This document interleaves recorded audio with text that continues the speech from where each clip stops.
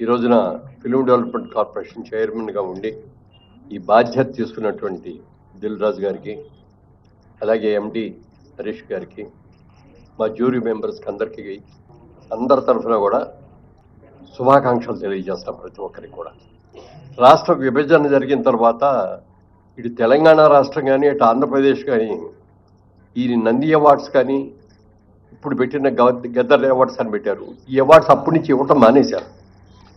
అది ఎందుకంటే ప్రతి వ్యక్తి కూడా ప్రభుత్వం దగ్గర నుంచి ఒక అవార్డు రావాలి, ఆ అవార్డు అందుకోవాలి, అది మన ఇంట్లో పెట్టుకోవాలి ఆ అవార్డుని అని చెప్పి అందరూ సంతోషపడతాం. డబ్బుల గురించి కాదు, ఇందులో ఒక గౌరవం.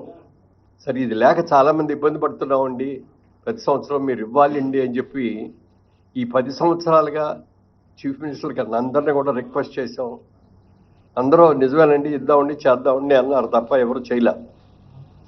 ఇప్పుడు మాత్రం రేవంత్ రెడ్డి గారు చాలా స్ఫూర్తి తీసుకొని ఆయన ప్రజాగాయకుడు గద్దర్ గారి పేరు మీద Gaddar awards, Telangana Gaddar film awards అని చెప్పి ఈ కార్యక్రమానికి ఆయన అనౌన్స్ చేయటం, దానికి దిల్ రాజు గారు మా ఈ కమిటీకి నన్ను చైర్మన్గా వేసి మా కమిటీ సభ్యులందరినీ కూడా అందరూ అనుభవజ్ఞులే, అందరూ కూడా సినిమా ఇండస్ట్రీకి సంబంధించిన వ్యక్తులతో ఈ కమిటీ వేశారు.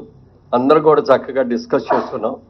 అందరూ కలిసి ఏకాభిప్రాయమే, ఇందులో డిఫరెన్స్ ఆఫ్ ఒపీనియన్ రావటం కానీ లేకుండా ఏకాభిప్రాయంతో ఈ జడ్జిమెంట్ జరిగింది. నిన్న ఈవినింగ్ ముఖ్యమంత్రి గారికి సమర్పించడం కూడా జరిగింది లిస్ట్ అదంతా.